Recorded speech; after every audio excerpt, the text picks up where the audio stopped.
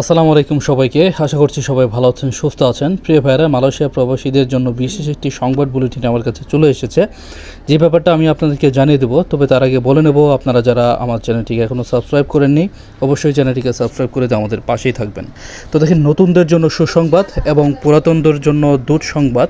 এটি আসলে আমি বলছি না, বলছে আপডেট। তো আমি আপনাদেরকে জানিয়ে দিই, নতুনদের জন্য যে সুসংবাদটা আছে, তো সেটা হচ্ছে শ্রমবাজার পুনরায় সচল করতেছে। বিএসএল থেকে বাংলাদেশ থেকে স্বল্প খরচে পুনরায় নতুন কর্মী নিয়োগ প্রক্রিয়া চালু হয়েছে। অর্থাৎ সিন্ডিকেট মুক্ত প্রক্রিয়া কিন্তু এখন আপনার আমার সামনে এখন উপস্থাপিত। কারণ হচ্ছে প্রতিটা যারা প্রবাসী আছেন তাদের জন্য স্বচ্ছতা নিশ্চিত করতে কিন্তু বাংলাদেশের যিনি সরকার, উনি কিন্তু সরকারিভাবে অনুমোদিত প্ল্যাটফর্মকেই কেবলমাত্র অগ্রাধিকার দিয়েছেন এবং নতুন নতুন কাজের সুযোগ কিন্তু মালয়েশিয়া বাংলাদেশি কর্মীদের জন্য দিয়েছে। অর্থাৎ নতুন যারা যাবেন তাদের জন্য নতুন সুযোগ রয়েছে, যেমন নির্মাণ, সেবা ও কৃষি খাতে নতুন কর্মী নিয়োগের অনুমোদন বাড়ানোর সিদ্ধান্ত প্রচণ্ডভাবে প্রবল করা হয়েছে।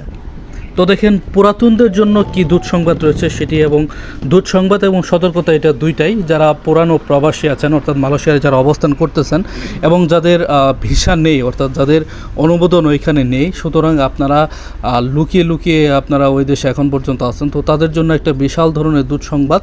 সেটা হচ্ছে যে প্রফেশনাল সাধারণ কাজের ভিসা অবস্থানরত কর্মীদের সর্বোচ্চ মেয়াদ যেগুলো ছিল এবং বেতনের যে বাধ্যকতায় যে নতুন নীতিমালা আছে সেটা নতুনভাবে যুক্ত করা হয়েছে। ঠিক আছে, নির্দিষ্ট সময়ের মধ্যে স্থানীয়দের প্রশিক্ষণ দিয়ে দক্ষ করার বাধ্যবাধকতা দেওয়া হয়েছে এবং দেখা যাবে যে যারা অবৈধ আছে তো তাদের বিরুদ্ধে অভিযান চালানো হয়েছে।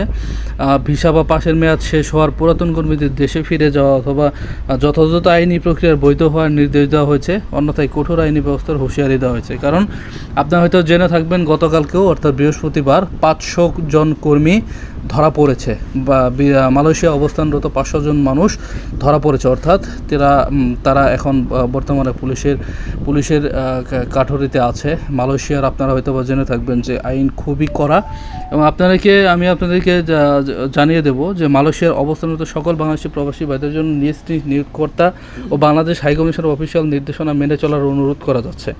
কোনো প্রকার মাধ্যম বা দালালের খপ্পরে না পড়ে অবশ্যই আপনারা যারা নতুন আছেন তারা নতুনভাবে, ভালোভাবে এবং স্বচ্ছভাবে বিএসএলের মাধ্যমে পাড়ি জমান, তাহলে দেখবেন ইনশাআল্লাহ ভবিষ্যৎ সুন্দর হয়ে যাবে।